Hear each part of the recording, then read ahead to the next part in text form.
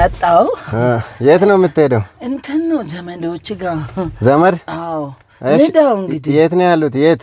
እነሱ ድሮ የነበሩት እንትን ነበሩ እኛ ጋር ነበሩና ከአከራዮቹ ጋር ሲጣሉ እሱን እኮ አይመለከተኝም። አሁን ያሉበት ንገረኝ ነው። እንትን ነው የት ሄዱ መሰለ ይኸው አትሂዱ እያልኩ ነውና በቃ ሰውዬ ያሟል እንዴ? እሱ ምን ይመለከተኛል? አሁን የት ነው ሰፈሩ? የት ነው ነው አሁን እነሱ ያላቸው ሰፈር? አዎ እንትን ነው ጥሩ ሰፈር ነው አሉ።